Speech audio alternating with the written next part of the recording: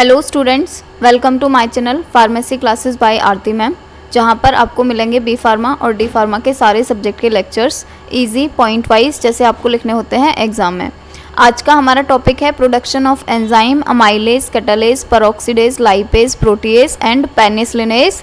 This topic is from B pharma 6th semester pharmaceutical biotechnology. तो चलिए शुरू करते हैं। तो इस टॉपिक से पहले जो आपने टॉपिक पढ़ा था उसमें आपने पढ़ा था कि माइक्रोब्स का क्या यूज़ होता है इंडस्ट्रीज़ में। वहाँ पर हमने पढ़ा था कि हम माइक्रोब्स को यूज़ कर सकते हैं एंजाइम्स बनाने के लिए। तो यहाँ पर हमें वही ही पढ़ना है, एंजाइम का फॉर्मेशन करना है। ये जितने भी एंजाइम्स हैं इन सब का फॉर्मेशन करना है माइक्रोब्स को यूज़ करके। तो पहले हम यहाँ पर देख लेते हैं कि जो एंजाइम्स हैं उनका फॉर्मेशन पुराने टाइम में कैसे होता था, अभी कैसे होता है, या अगर हमने अभी माइक्रोब्स को चूज़ करा है फॉर्मेशन करने के लिए एंजाइम्स का, तो हमने क्यों चूज़ करा है, उसके एडवांटेजेस क्या हैं। तो देखते हैं। पुराने समय में या अर्ली डेज़ में प्लांट और एनिमल सोर्स जो थे उनको यूज़ करते थे प्रोडक्शन करने के लिए एंजाइम्स का। अभी भी प्लांट और एनिमल जो होते हैं वो मेजर सोर्स होते हैं प्रोड्यूस करने के लिए एंजाइम। यहाँ पर अगर हम देखें एनिमल ऑर्गन और टिश्यू को हम किस किस एंजाइम के लिए यूज़ कर सकते हैं, तो हम लाइपेज, एस्ट्रेज या प्रोटीएज अगर बनवाना चाहते हैं तो हम एनिमल ऑर्गन या एनिमल टिश्यूज़ को यूज़ कर सकते हैं। अगर हम प्लांट की बात करें कि प्लांट से हम कौन कौन से एंजाइम्स को प्रोड्यूस कर सकते हैं, तो पपाइन और ब्रोमेलिन जो है ये दो एंजाइम्स को हम प्लांट से प्रोड्यूस करा सकते हैं। यहाँ पर हम जैसे यहाँ पर आप लाइपेज देख रहे हो, लाइपेज भी यहाँ पर है ही, प्रोटीएज देख रहे हो, प्रोटीएज भी यहाँ पर है ही। तो हम एनिमल्स को यूज़ करके क्यों नहीं बनवा रहे हैं, यहाँ पर लाइपेज जो आप आगे पढ़ोगे वो हम माइक्रोब्स को यूज़ करके बनवा रहे हैं। तो हम यहाँ पर एनिमल ऑर्गन को या फिर प्लांट ऑर्गन को क्यों नहीं यूज़ कर सकते हैं एंजाइम्स का फॉर्मेशन करने के लिए। अभी हम क्यों माइक्रोब्स को यूज़ करते हैं, तो उसका रीज़न अभी देख लेते हैं। जब भी हम एनिमल या फिर प्लांट सोर्स से एंजाइम को बनवाते हैं तो बहुत ज़्यादा दिक्कतें आती हैं उसको आइसोलेट करने के लिए। आइसोलेट मतलब अलग करने के लिए। अगर हमने एनिमल ऑर्गन या प्लांट के अंदर बनवाया है उनको, तो इनसे अलग कैसे करोगे एंजाइम को। फिर दूसरी दिक्कत आती है कि एंजाइम्स को प्यूरिफिकेशन करने के लिए भी बहुत ज़्यादा मेहनत करनी पड़ती है और इनको बनाने के लिए हमें कॉस्ट भी बहुत ज़्यादा लगानी पड़ती है, पैसे भी बहुत ज़्यादा लगाने पड़ते हैं। तो इसलिए हम शिफ्ट हुए हैं अभी माइक्रोब्स के ऊपर। अगर हम यहाँ पर देखें तो माइक्रोबियल प्रोडक्शन जो होता है वो प्रिफर करा जाता है। क्यों करा जाता है, क्योंकि आइसोलेशन इजीली हो जाता है, प्यूरिफिकेशन इजीली हो जाता है और कॉस्ट भी कम लगती है। माइक्रोब्स जो होते हैं वो बहुत ज़्यादा कन्वीनियंट और सिग्निफिकेंट सोर्स होते हैं कमर्शियल एंजाइम्स को, मतलब एंजाइम्स का प्रोडक्शन करने के लिए।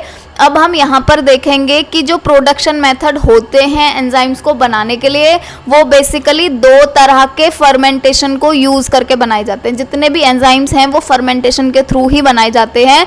और फर्मेंटेशन के लिए हमें एक एपरेटस चाहिए होता है, एक मशीन चाहिए होती है जिसको हम बोलते हैं फर्मेंटर। अब ये जो फर्मेंटर है ये भी दो तरह के होते हैं, या जो उनके अंदर हमें फर्मेंटेशन कराना है वो भी दो तरह का होता है। एक होता है सबमर्ज फर्मेंटेशन और एक होता है सॉलिड स्टेट फर्मेंटेशन। जैसे आपको इनके नाम से ही समझ आ रहा होगा, सॉलिड स्टेट का मतलब यहाँ पर हम जो भी मीडिया रखेंगे, जैसे जब भी हम माइक्रोब्स को ग्रो कराना चाहते हैं, उनका मल्टीप्लिकेशन करवाना चाहते हैं, तो हमें क्या करना होता है, हमें मीडिया की ज़रूरत होती है ना, वो मीडिया बना लेते हैं हम यहाँ पे जो इस माइक्रोब को ग्रोथ करने के लिए रिक्वायर्ड हैं। जैसे हमें भी जीने के लिए क्या रिक्वायर्ड है, पानी की ज़रूरत है, खाने की ज़रूरत है, हमें ज़रूरत है ना इन चीज़ों की। वैसे ही माइक्रोब्स को भी उनके मल्टीप्लिकेशन के लिए या उनकी ग्रोथ के लिए बहुत सारे न्यूट्रिएंट्स की रिक्वायरमेंट होती है। तो हम यहाँ पर सारे के सारे न्यूट्रिएंट्स प्रोवाइड कर देते हैं ना, इसमें फिर माइक्रोब डाल देते हैं तो माइक्रोब जो होता है वो ग्रो कर लेता है, बहुत सारे मल्टीप्लिकेशन करके बहुत सारे माइक्रोब बना लेता है। तो वैसे ही ये जो फर्मेंटर होता है यहाँ पर भी हम क्या ऐड कर देते हैं, बहुत सारे न्यूट्रिएंट ऐड कर देते हैं। तो यहाँ पर इसी के बेसिस पर ही कि जो हमने मीडिया बनाया है इसी के बेसिस पर ही इसको दो में क्लासिफाई करते हैं। जो सॉलिड स्टेट फर्मेंटेशन होता है उसमें जो हम मीडिया बनाते हैं ना वो सॉलिड मीडिया बनाते हैं, और जो सबमर्ज्ड फर्मेंटेशन होता है उसमें हम थोड़ा सेमी सॉलिड सा मीडिया बनाते हैं जिसमें थोड़ा सा मॉइस्चर का भी कंटेंट होता है, मतलब वाटर का भी कंटेंट होता है, तो इसीलिए हम उसको बोलते हैं सबमर्ज्ड फर्मेंटेशन। और सॉलिड स्टेट वाले को क्यों बोलते हैं, क्योंकि जो मीडिया होता है वो कैसा होता है, सॉलिड स्टेट में होता है, इसीलिए हम इसको बोलते हैं सॉलिड स्टेट फर्मेंटेशन। अब इन दोनों के बारे में थोड़ा थोड़ा सा पढ़ लेते हैं कि जो सबमर्ज्ड फर्मेंटेशन होता है वो क्या होता है। तो जो सबमर्ज्ड फर्मेंटेशन होता है उसके अंदर हम फ्री फ्लोइंग लिक्विड सबस्ट्रेट ले लेते हैं जो कि बना हुआ होता है मोलेसिस का और ब्रोथ का। तो क्योंकि ये हम लिक्विड के अंदर मोलेसिस और ब्रोथ को डाल के हम यहाँ पे ये जो इतना दिखाया जा रहा है ये वही मीडिया है, हम ऐसा वाला मीडिया ले लेते हैं। अब जो प्रोडक्ट यील्ड होती है इन फर्मेंटेशन में वो सीक्रेट हो जाती है डायरेक्टली फर्मेंटेशन ब्रोथ में। जैसे हमने यहाँ पर मीडिया बना लिया, मीडिया के बाद में हमने यहाँ पर माइक्रोब ऐड कर दिए, तो जो माइक्रोब जैसे सपोज करो ये माइक्रोब हैं और इन्होंने जो प्रोडक्ट बनाए हैं वो प्रोडक्ट हैं ये वाले जो छोटे छोटे आपको दिख रहे हैं ये वाले हैं प्रोडक्ट। तो प्रोडक्ट इन्होंने कहाँ पे डायरेक्टली सिक्रीट कर दिए हैं, इस फर्मेंटेशन ब्रॉथ के अंदर ही। अब नेक्स्ट देखेंगे, ये जो मेथड होता है वो सुइटेबल होता है उन माइक्रोब्स के लिए जिनको मॉइस्चर की रिक्वायरमेंट होती है, जो बिना मॉइस्चर के ग्रो कर ही नहीं सकते। यहाँ पर तो कर नहीं सकते ना, उनका कल्टीवेशन तो हमें कहाँ करना पड़ता है, यहाँ पर करना होता है। यहाँ पर हम उसको वाटर प्रोवाइड करा देते हैं तो वो आसानी से ग्रो कर जाता है। जो स्टीरलाइजेशन होता है इस मीडियम का, मतलब जब भी हम इसमें अपना माइक्रोब डालते हैं उससे पहले हमें इसका स्टीरलाइजेशन करना होता है ताकि और कोई बैक्टीरिया इसके अंदर ना हो। तो जो स्टीरलाइजेशन होता है मीडियम का या फिर इसका प्यूरिफिकेशन मतलब ये अभी प्रोडक्ट बन गए हैं, ये प्रोडक्ट भी बन गए हैं, इसके अंदर मीडिया भी है और इसके अंदर ये माइक्रोब्स भी हैं, तो हमें इन तीनों चीज़ों को अलग अलग करना होगा ना। तो प्यूरिफिकेशन प्रोसेस जो होती है वो भी ईजीली हो जाती है। ईजीली क्यों हो जाती है, हम उसको फिल्टर कर लेते हैं इजीली।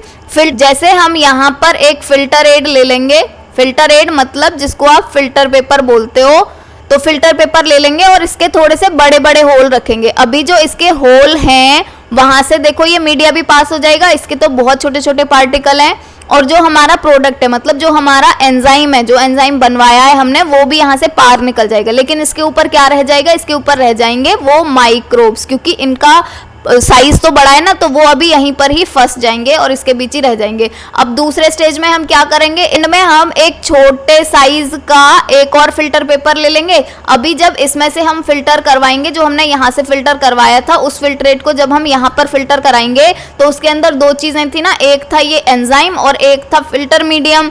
तो यहाँ से जो एंजाइम है वो इसके ऊपर ही रह जाएगा और मीडियम के क्योंकि सबसे छोटे पार्टिकल हैं तो वो बाहर निकल जाएगा। तो हमारे पास यहाँ पर ये क्या आ जाएगा, हमारे पास यहाँ पर ये आ जाएगा एंजाइम जो हमें चाहिए होता है। तो मतलब यहाँ पर जो प्यूरिफिकेशन प्रोसेस होता है वो भी बहुत ईजी होता है।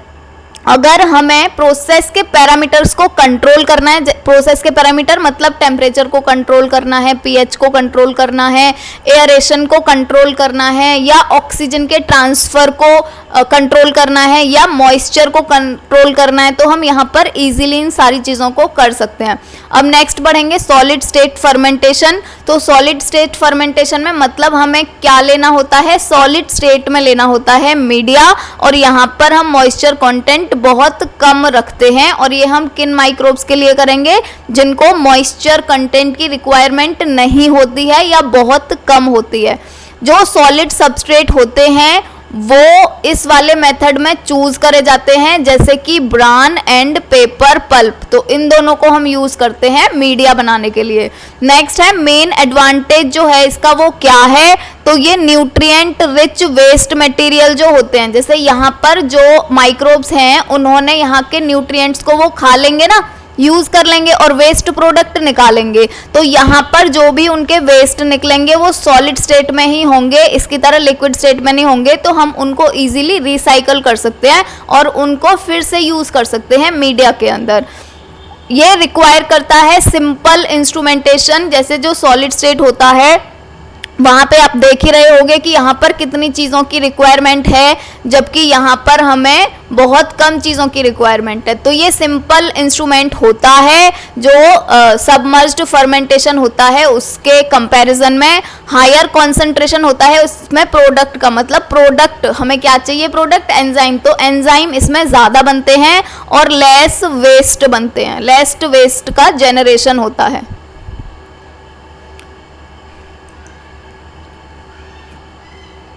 अब आते हैं यहाँ पर जो भी 6 आपके सिलेबस में एंजाइम्स दे रखे हैं उनके बारे में हमें पढ़ना है, उनके प्रोडक्शन के बारे में पढ़ना है। तो मैं यहाँ पर आपको 1-2 चीज़ें बताती हूँ जिससे आपके लिए इजी हो जाएगा। देखो हमें करना क्या होता है, उसके लिए ना हम थोड़ा सा पीछे ही चलते हैं ताकि मैं आपको वहीं पर ही बता दूँ। देखो हमें किसी भी एंजाइम को बनवाना है माइक्रोब से, तो उसके लिए जो जनरल प्रोसेस होता है वो होता क्या है, हर किसी के अंदर वही होगा, बस चेंज क्या हो जाएगा, उसका टेम्परेचर, उसका पीएच या फिर कौन सा माइक्रोब उसको बनवा रहा है, ये 2-3 चीज़ें चेंज होंगी, बाकी प्रोसेस सबका एकदम सेम रहेगा। तो प्रोसेस क्या होता है, सबसे पहले हमने ये फर्मेंटर लिया, फर्मेंटर मतलब इंस्ट्रूमेंटेशन लिया जिसके अंदर हमें फर्मेंटेशन के थ्रू बनवाना है एंजाइम। तो ये हमने एपरेटस ले लिया। एपरेटस लेने के बाद में हम सबसे पहले इसके अंदर डालते हैं मीडिया। तो ये पूरा का पूरा हमने इतना फिल कर दिया मीडिया के साथ, मीडिया हमने भरवा दिया अच्छे से। अब हम क्या ऐड कराएंगे इसमें, अब हम ऐड करा देते हैं अपना माइक्रोब जो भी रिस्पॉन्सिबल है हमारे एंजाइम को बनाने के लिए। तो सेकेंड स्टेज में हम क्या ऐड कर देते हैं, चलो मैं यहाँ लिख देती हूँ। फर्स्ट में हमें ऐड करना है मीडिया, सेकेंड में हमें ऐड करना है माइक्रोब। अब हमारे पास दोनों चीज़ें आ गई हैं, दोनों ही चीज़ें तो होनी चाहिए यहाँ पे, दोनों चीज़ें हमने ऐड कर दी। अभी क्या होगा, अभी ये जो फर्मेंटर है इसको हमें इंक्यूबेट करना होगा। क्या करना होगा, थर्ड स्टेप में इसको इंक्यूबेट करना होगा। इसको हम इंक्यूबेट क्यों कर रहे हैं, क्योंकि जो माइक्रोब हमने इसके अंदर डाले हैं वो जो एंजाइम बनाएंगे ना, तो उनको एंजाइम बनाने के लिए एक ऑप्टिमम टेम्परेचर चाहिए होता है, एक ऑप्टिमम पीएच चाहिए होता है, एक ऑप्टिमम वाटर कंटेंट चाहिए होता है। तो सारी चीज़ें जो भी उसको रिक्वायर्ड है जितनी अमाउंट में, वो सारी की सारी प्रोवाइड कर देता है इंक्यूबेटर। तो हमने इसको इंक्यूबेटर के अंदर डाल दिया। इंक्यूबेटर के अंदर भी डालने के लिए जैसे आप डिफरेंट एंजाइम के बारे में पढ़ेंगे, तो हर एंजाइम के लिए जो इसको इंक्यूबेशन पीरियड होता है हर एंजाइम को बनाने के लिए माइक्रोब का, वो डिफरेंट होता है। कोई माइक्रोब 30 घंटे में ही बना लेगा, कोई माइक्रोब को 4 दिन लगेंगे, कोई माइक्रोब को 12 दिन लगेंगे। तो उसके बेसिस पर हमें इसको इंक्यूबेट कराना है कि एंजाइम कितने दिन में बन जाएगा। और जब एंजाइम बन जाएगा उसके बाद में इंक्यूबेशन करा दिया जितने भी टाइम के लिए कराना है, उसके बाद में इसने एंजाइम भी बना लिए। तो अब एंजाइम भी बन गए हैं इसके अंदर। और अगर हम देखेंगे यहाँ पर इस इंस्ट्रूमेंट के अंदर, तो बेसिकली यहाँ पे 3 चीज़ें हैं। कौन कौन सी 3 चीज़ें हैं, एक तो हमने इसके अंदर मीडिया डाला था तो मीडिया होगा, सेकंड चीज़ हमने इसके अंदर माइक्रोब डाला था तो माइक्रोब होगा, और थर्ड चीज़ माइक्रोब ने अभी एंजाइम भी बना लिया है जिसको हम चाहते हैं वो भी होगा। तो 3 चीज़ें होंगी। अब हमें इन तीनों चीज़ों को अलग अलग करना है। तो अलग करने के लिए, सेपरेट करने के लिए हर किसी एंजाइम के लिए अलग मेथड होते हैं। तो आपको बस वो मेथड याद रखना है। प्रोसेस है ये सारे के सारे सेम है, बस आपको 1-2 चीज़ें याद रखनी है, जैसे कौन सा माइक्रोब यूज़ कर रहे हैं, कितना टेम्परेचर यूज़ कर रहे हैं, कितना पीएच यूज़ कर रहे हैं, और जब इनको सेपरेट करा रहे हैं तो क्या यूज़ करके सेपरेट करा रहे हैं सारी चीज़ों को। आपको ये 2-3 चीज़ें याद रखनी है, बाकी चीज़ें सेम है। तो अब हम चलते हैं वहीं पर। यहाँ पर सबसे पहले पढ़ेंगे अमाइलेज के बारे में। जो अमाइलेज होता है वो इम्पोर्टेंट हाइड्रोलेज एंजाइम होता है। हाइड्रोलेज मतलब हाइड्रोलिसिस कर देता है। और ये हाइड्रोलिसिस किसकी करता है, तो जो पॉलीसेकेराइड होते हैं, मतलब जैसे स्टार्च हो गया या सेल्यूलोज हो गया, तो ये स्टार्च का डिग्रेडेशन कर देता है ग्लूकोज के अंदर, जैसे पॉलीसेकेराइड का ब्रेकडाउन कर देता है मोनोसेकेराइड के अंदर। अगर हम टाइप्स की बात करें एमाइलेज की, तो एमाइलेज 3 तरह का होता है, alpha amylase, beta amylase and gamma amylase. अगर यह है ग्लूकोज सिरप के प्रोडक्शन में, ये यूज होता है सोल्यूबलाइज करने के लिए और सेक्रीफाई करने के लिए स्टार्च को, जब हम उससे अल्कोहल फर्मेंटेशन करा रहे होते हैं। ये डिटर्जेंट इंडस्ट्री में भी यूज होता है रिमूव करने के लिए स्टार्च की डर्ट को, और ये डाइजेस्टिव एड की तरह भी यूज होता है। अब यहाँ पे देख लेते हैं, अभी जब भी आप ये एग्जाम में लिखोगे तो एक बात ध्यान रखना, मैंने ये इजीनेस के लिए ऐसे लिख दिया है, आपको ये इस तरह से ही लिखना है। यहाँ पर तो ये जैसे है वैसे ही लिख देना, और यहाँ पर फिर नीचे आके ऐसे ही मत बना डालना जैसे मैंने बनाया है। मैंने तो इजीनेस के लिए बना दिया ताकि आपको एक जगह सारी चीजें दिखेंगी तो आपको अच्छे से समझ आए। पर आपको एग्जाम में कैसे लिखना है, यहाँ के बाद में आप हेडिंग डालना प्रोडक्शन ऑफ एंजाइम, ऐसे production of enzyme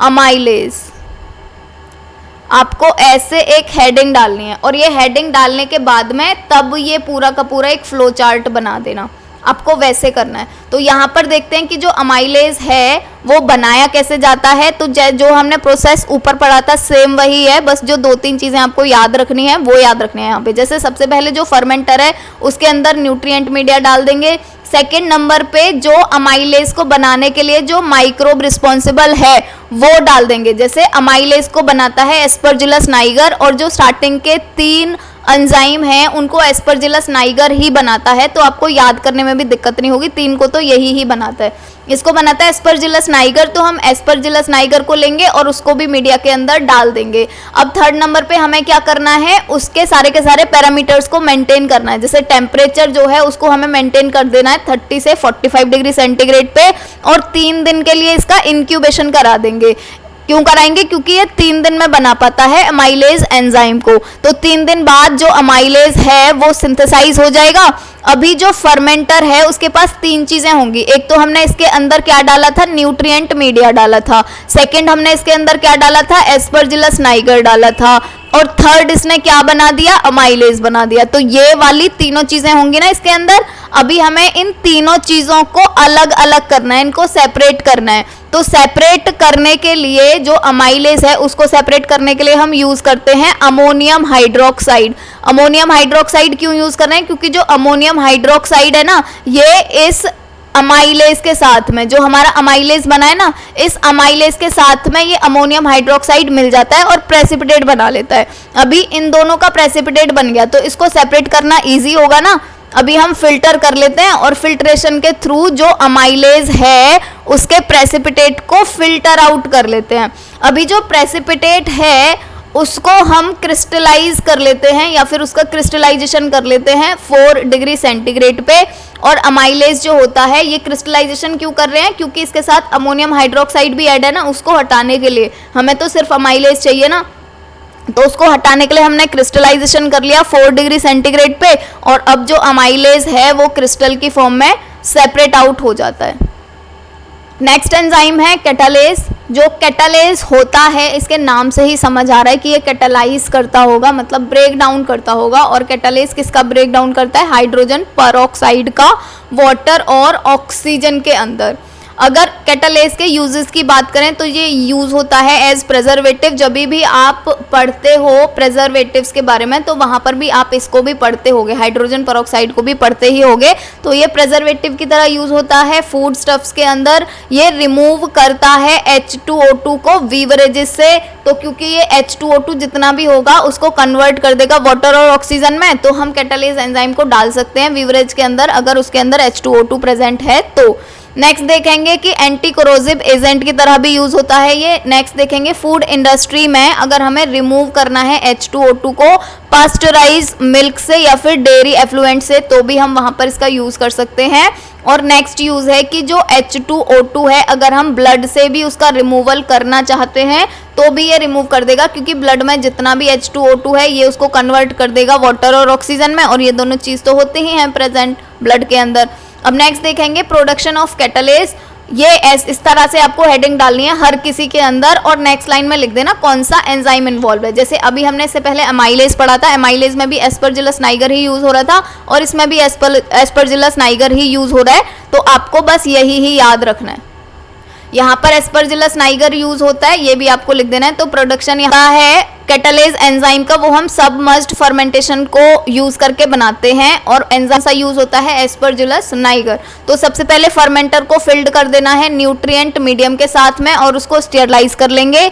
second step में हमें माइक्रोब ऐड करना होता है, तो हम एस्परजिलस नाइगर को ऐड कर देंगे और इंक्यूबेट कर देंगे इस मीडिया को। और इंक्यूबेट करने के लिए कौन कौन से पैरामीटर सेट करने हैं हमें, तो टेम्परेचर को सेट कर देंगे 40 से 60 डिग्री सेंटीग्रेड पे, और जो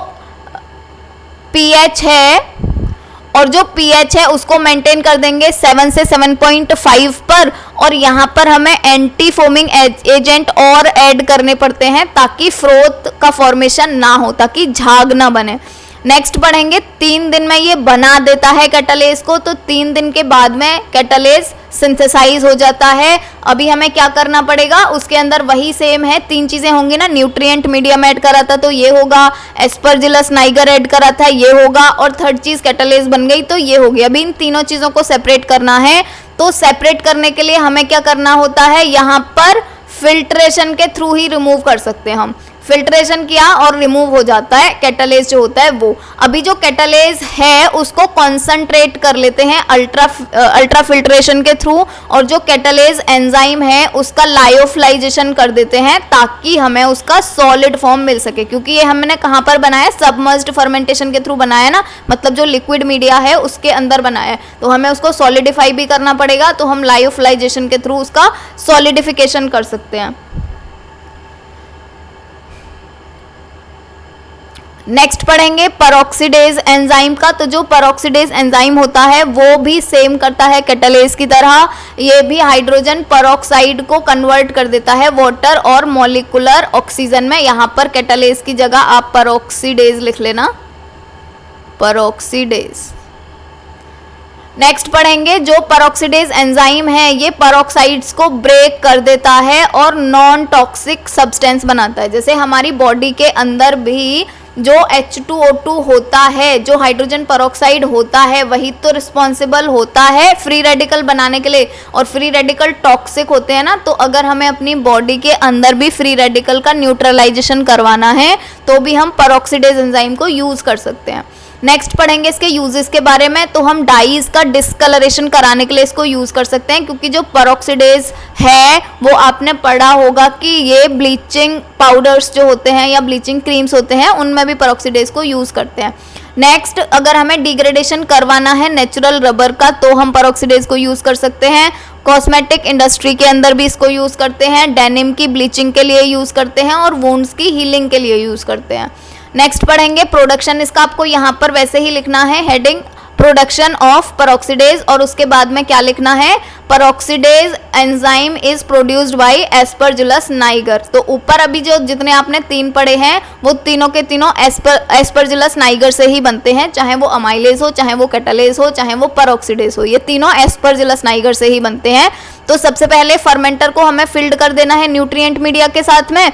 सेकेंड नंबर पे हमें अपना माइक्रोब ऐड कर देना है, तो एस्परजिलस नाइगर को ही ऐड करेंगे, और यहाँ पर हमें इंक्यूबेशन करना होता है 12 दिन के लिए। तो आपको यही चीजें ही याद रखनी है कि किसको कितने दिन तक करेंगे। टेम्परेचर जो होता है उसको मेंटेन कर देते हैं 25 डिग्री सेंटीग्रेड पे, और पीएच रख लेते हैं इसका 6.5। 12 दिन के बाद में जो परऑक्सीडेज है वो सिंथेसाइज हो जाता है। अब जो हमारा फर्मेंटर है उसके अंदर 3 चीजें होंगी, न्यूट्रिएंट मीडिया होगा, एस्परजिलस नाइगर होगा और परऑक्सीडेज एंजाइम होगा। तो अभी हमें इन तीनों को अलग अलग करना है। अलग करने के लिए हम क्या करते हैं, ऐड कर देते हैं अमोनियम सल्फेट को। जो अमोनियम सल्फेट है ये प्रेसिपिटेट बना लेता है परऑक्सीडेज के साथ में। अभी इन दोनों का प्रेसिपिटेट बन गया, अमोनियम सल्फेट का और परऑक्सीडेज का।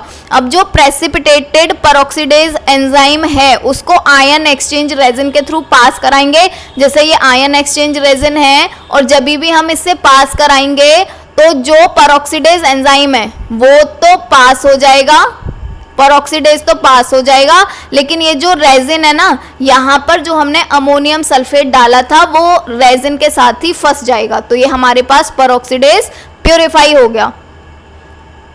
ये यहाँ पे जैसे लिख रहा है अमोनियम सल्फेट जो है वो एब्जॉर्ब हो जाता है रेजिन के ऊपर ही, और परऑक्सीडेज जो है वो प्यूरिफाई हो जाता है।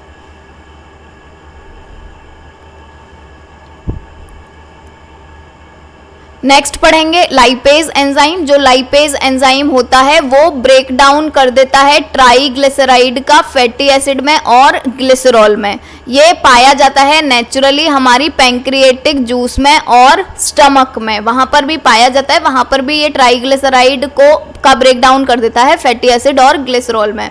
जो लाइपेज एंजाइम है वो कंट्रोल करते हैं फैट का बॉडी के अंदर कि कितना फैट बॉडी में रहना चाहिए, और ये लाइपेज एंजाइम की वजह से ही जो हमारा फैट है वो बर्न होता है।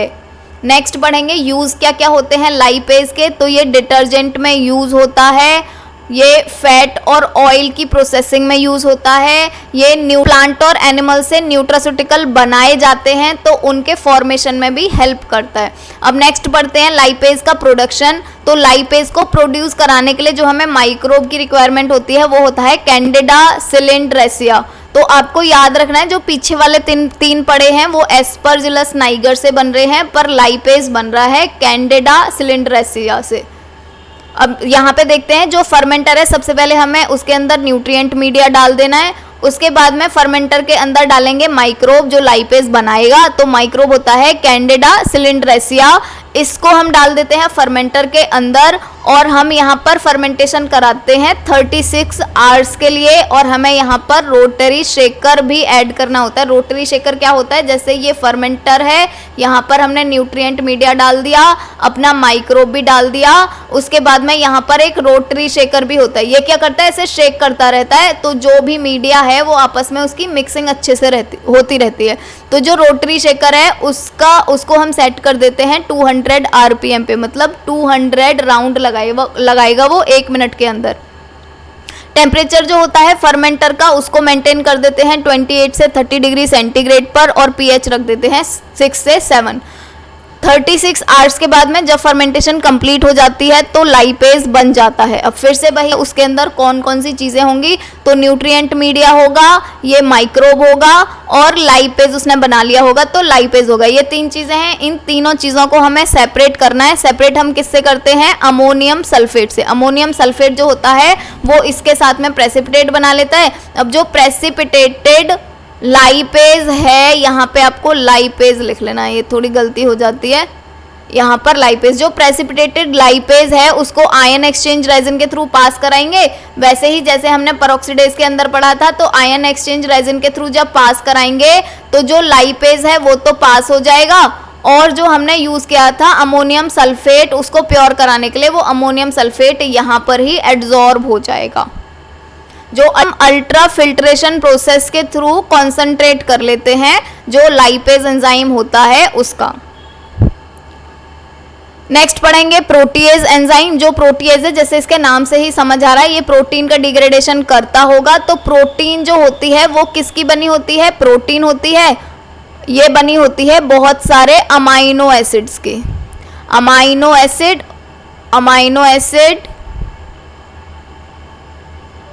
अमाइनो एसिड और ये जो अमाइनो एसिड एक दूसरे से जुड़े हुए होते हैं इस बॉन्ड से।